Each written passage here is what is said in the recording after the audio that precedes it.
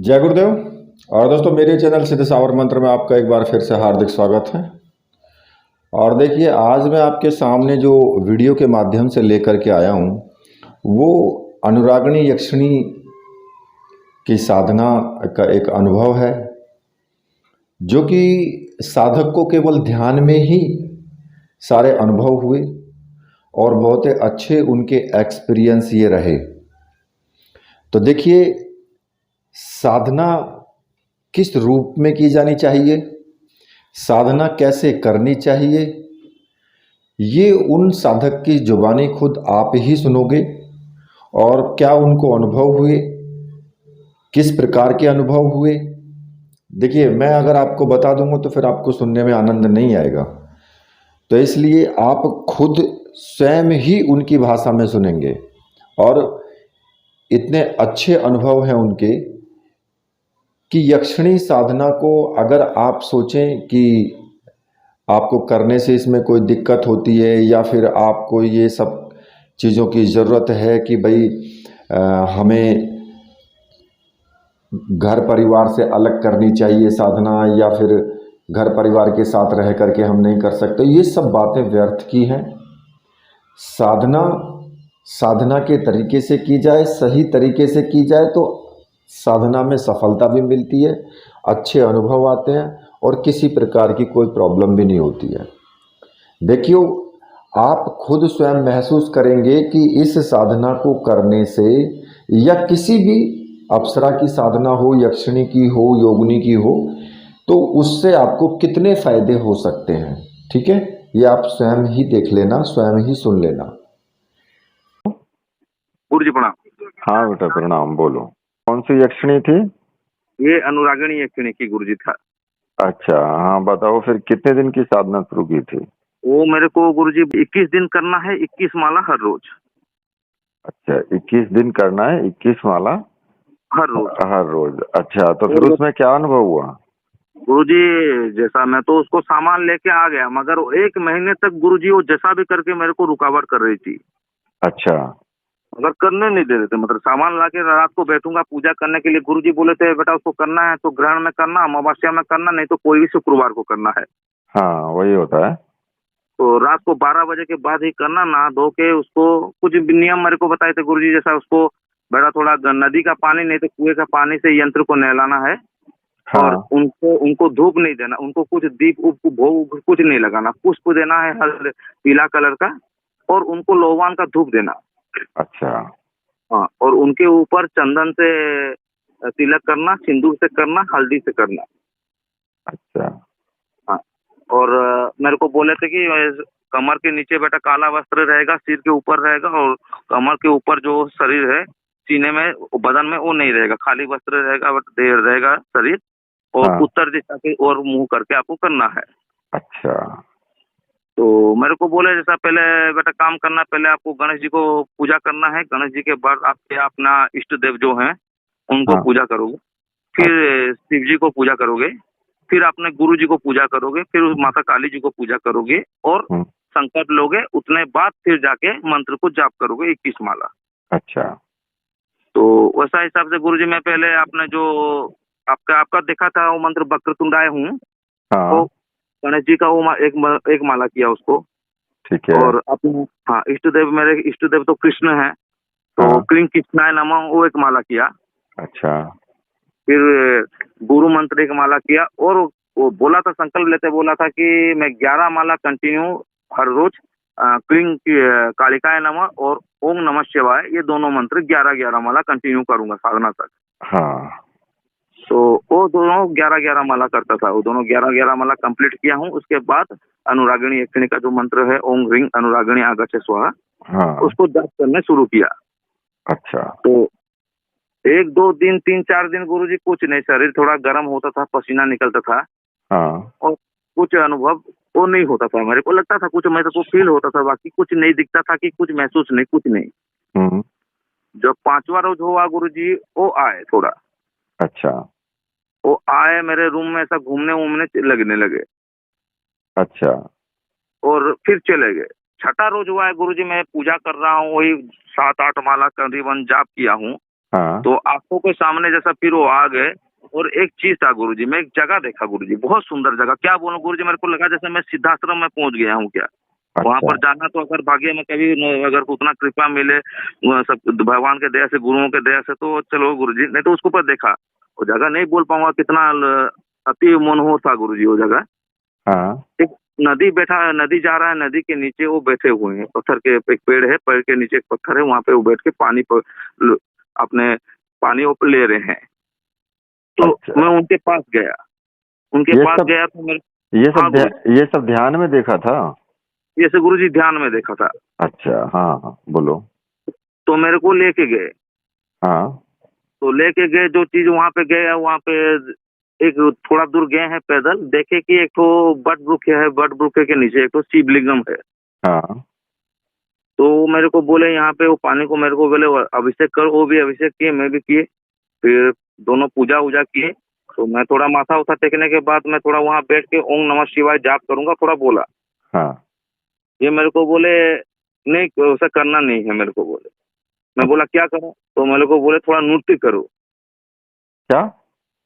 नृत्य करने के लिए गुरुजी, नाचने के लिए। अच्छा, नृत्य करो। हाँ। हाँ। मैं बोला क्यों, बोले कि साधना ये भी इस भगवान को प्रसन्न करने का एक माध्यम है। अच्छा। हाँ, ये करो। मैं बोला कैसे, तो बोले भगवान भोलेनाथ को नृत्य बहुत पसंद लगता है, हाँ। उनके भक्त अगर नाचते हुए करेंगे तो उनको बहुत पसंद लगता है। हाँ। तो मैं बोला नहीं तो नहीं जाता, फिर उनके साथ थोड़ा मैं नृत्य करने लगा। हाँ। तो कुछ दिन थोड़ा ऐसा गया है गुरुजी, फिर वो ध्यान से वो चीज हट गया। फिर अगला दिन भी वही हुआ गुरुजी, अच्छा, वैसा ही वही हुआ। पे जाते। हाँ, वैसा ही हो जाता थे, वो लिंगम के पास जाते हुए वही पूजा वूजा करते हैं, फिर वो जाके वही नाचते हैं, नाचते कंटिन्यू 3 दिन चलते रहा, 5वां 6वां 7वां दिन तक ये कंटिन्यू चलता रहा। हाँ। तो 8वां रोज जब गुरुजी हुआ है, वही 8-9 माला जाप किया हूँ, फिर ध्यान में देखा हूँ कि वो मेरे को लेके वही लिंगम के पास पूजा किए। फिर उसके बाद थोड़ा दूर गए हैं, बड़ा चट्टान है पेड़ के नीचे, वो बैठे हैं, मैं उनके सिर में गोदी, उनके गोदी में सिर रख के सोया हूँ। अच्छा। वो मेरे बालों को सहला रहे हैं, मेरे गाल को सहला रहे हैं, और मेरे को गुरुजी बहुत कुछ बता रहे थे। अच्छा। हाँ, तो जो बता रहे थे गुरुजी कभी बता दूंगा, अभी तो नहीं बताऊंगा, कभी बता दूंगा आपको। हाँ। तो हाँ। वैसा फिर हुआ। तो अगला दिन भी गुरुजी मैं देख रहा हूँ कि मैं वही पूजा किए, फिर वहीं पे जाके बैठे हैं, वो मेरे गोदी में सिर रख के सोए हैं, मैं उनको ऐसा सहला रहा हूँ, मतलब एक प्यार तरह का। हाँ। क्योंकि गुरुजी में उनको जब संकल्प लिया, गुरुजी में दोस्त के एक अच्छे दोस्त की तरह मैं लिया हूँ उनको, कुछ रूप में मैं नहीं लिया हूँ। हाँ, मित्र के रूप में। हाँ, अच्छे मित्र, मेरे एक अच्छे मित्र के रूप में मैं लिया उनको। अच्छा। तो हम दोनों वहां पे बैठे हुए गए, तो ये करीबन गुरुजी 8-9 रोज मतलब 8वां 9वां दिन तक कंटिन्यू ऐसे चलता रहा।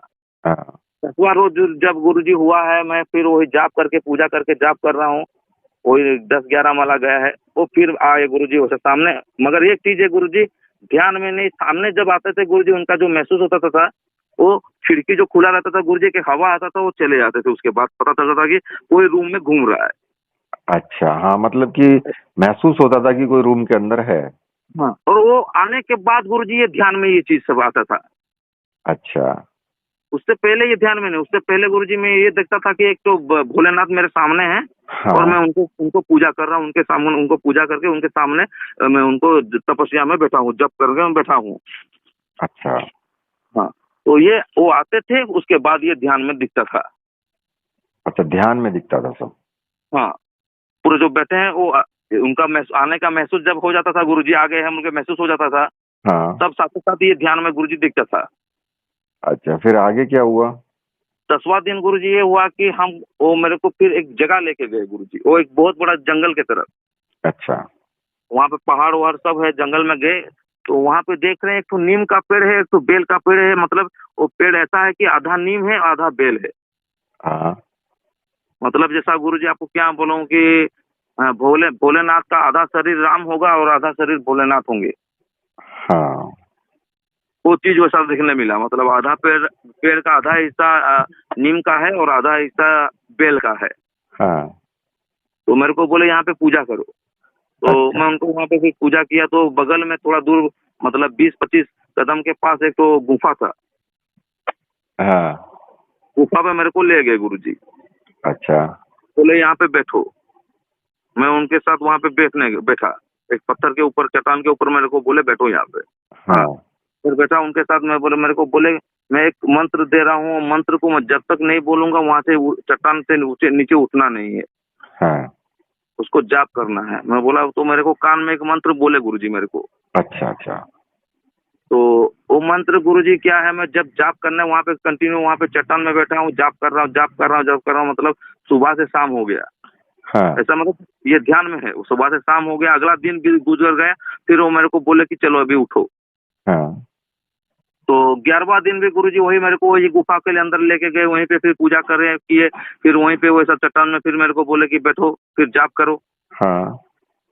तो ऐसा गुरुजी 12 दिन तक भी हुआ। 13 नंबर दिन गुरुजी वो फिर आए, हाँ। फिर जाप कर रहा हूँ, 8-9 माला 10 माला जाप किया हूँ, फिर आए। इस बार गुरुजी ना हम वो नदी के किनारे जाके भगवान शिव जी को पूजा करें, वहां पे भी नहीं गए, ना फिर जाके वो गुफा की तरफ जहाँ गए थे गुरुजी वहां पे भी नहीं गए। इस बार गुरुजी वो मेरे को लेके शमशान गए। अच्छा। वहां पे बोले कि आप बैठो। मैं बैठा उनके पास, वो आसन बिछाए थे, वो बैठे। वो वहां पे फिर माता कामाख्या को बुलाए, अच्छा। उनको पूजा करके उनको बुलाए, फिर मेरे को बोले कि ये मंत्र पढ़ो और ये करो, यहाँ पे क्रिया करो। तो मैं बोला क्यों? बोले कि शमशान में बहुत सारे शक्ति होते हैं, अच्छे शक्ति होते हैं, शमशान में बुरे शक्तियां जितना है उससे ज्यादा अच्छी शक्तियां हैं। हाँ। तो शमशान में कैसा सिद्धियां किया जाता है, कैसा क्रिया किया जाता है, कैसा प्रयोग किया जाता है, सब चीज का उसको देखो, मैं जैसा बोल रहा हूँ उसको करते चलो। अच्छा।